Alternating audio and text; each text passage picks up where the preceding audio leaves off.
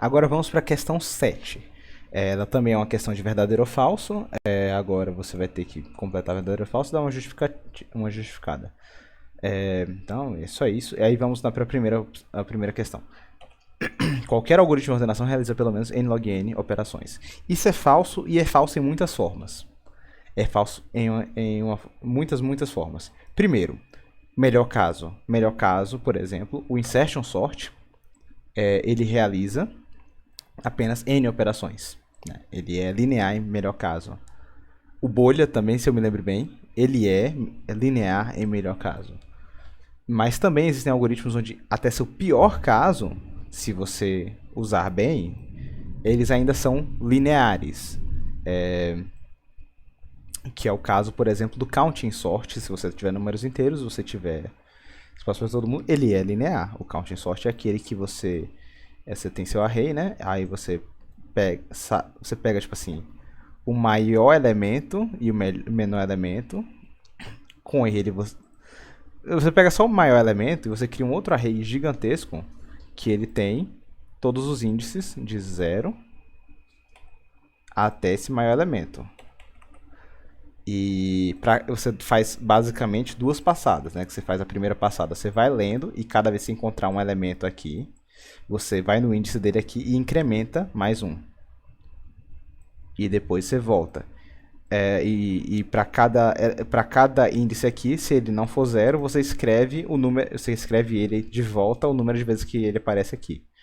Isso aqui é O de n até no pior caso. Claro, ele é altamente restrito a tipos específicos de problema, ele usa uma quantidade exorbitante de memória em alguns casos, mas é linear até no pior caso. Então, isso é falso de várias formas. O porquê que parece verdadeiro? Por que parece verdadeiro? É porque já foi provado, e isso aqui foge do escopo do curso, mas já foi provado muito tempo atrás que um algoritmo de ordenação por comparação tem o seu pior caso, ômega n log n. O que quer dizer isso?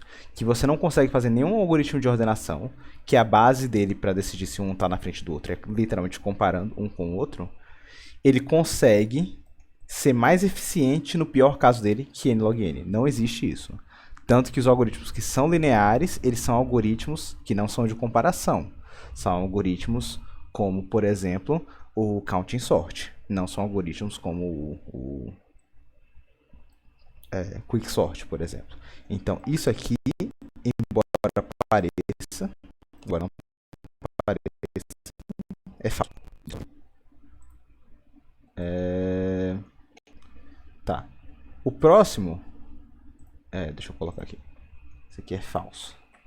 O próximo é o seguinte: não conhecemos nenhum algoritmo de ordenação cujo pior e melhor caso sejam idênticos em termos de complexidade assintótica. Esse é interessante. Não conhecemos nenhum cujo pior e melhor caso sejam idênticos. Merge sort.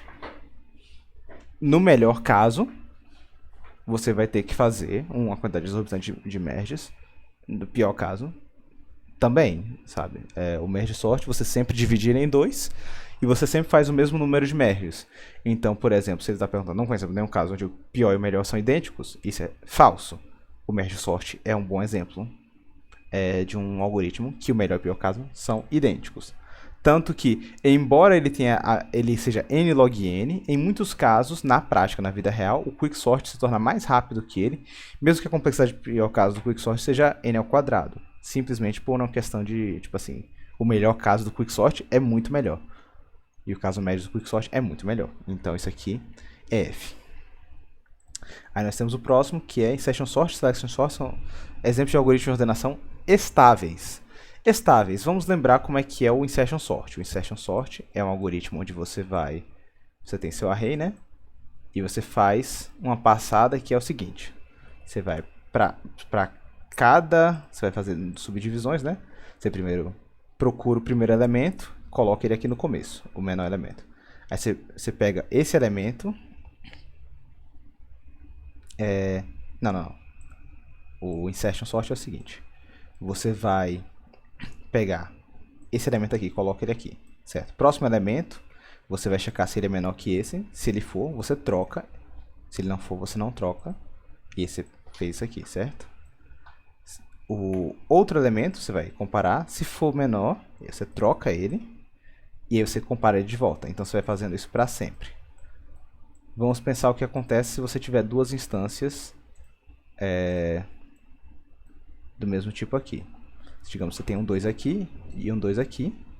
E aí, esse 2 é inserido no lugar correto dele, certo? Esse 2, finalmente, ele chega aqui. O que acontece? Ele vai olhar e ele não vai trocar. E isso é o que sempre vai acontecer. Então, ele é estável, certo? Agora, o Selection Sort, ele... Deixa eu lembrar aqui como é que ele é, porque eu sempre confundo ele com outros. Mas o Selection Sort, ele é baseado em algo muito parecido com o algoritmo da bolha, né? Ele vai achar o menor elemento e colocar ele na próxima posição, certo? Então, ele vai procurar o menor elemento disso aqui. Ele é basicamente vários mínimos ao mesmo tempo. Ele procura o menor elemento. Procura o menor elemento. E aí ele coloca ele aqui. Procura o menor elemento desse subarray. Coloca ele aqui. Procura o menor elemento. Coloca ele aqui. Vamos imaginar que a gente de novo encontra dois menores elementos. Dependendo de como você fizer. O primeiro elemento. O 2 aqui, né? O primeiro elemento menor que você vai encontrar, você vai inserir ele lá. E o segundo menor elemento, você também vai inserir ele lá. Então, ele no lugar exato, né? No lugar correto. Então, ele é, sim, estável. Então, sim, os dois são estáveis. Certo? Agora, qual é o próximo aqui? O Quicksort com escolha pivô através do sorteio, com todas as posições do vetor de entrada. Peraí. É um algoritmo ótimo de ordenação. Aí temos que questionar o que é definido como um algoritmo ótimo, né? O problema desse caso é que você escolher... Vamos supor que seu vetor vem como é que eu posso dizer? Ele vem já randomizado. Nesse caso, não faz muita diferença qual pivô você escolhe. Não faz diferença nenhuma. Vamos supor que porque se seu pivô é escolhido aleatoriamente de um conjunto aleatório, é o mesmo você escolher um arbitrário específico.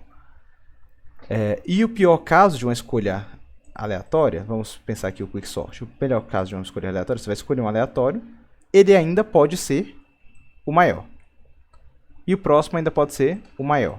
E o próximo ainda pode ser o maior. E o próximo pode ainda ser o maior. O próximo pode ainda ser o maior. Então, embora estatisticamente o caso médio talvez ele seja beneficiado, para o pior caso possível, você ainda vai fazer N partições. E cada partição tem custo do tamanho da partição.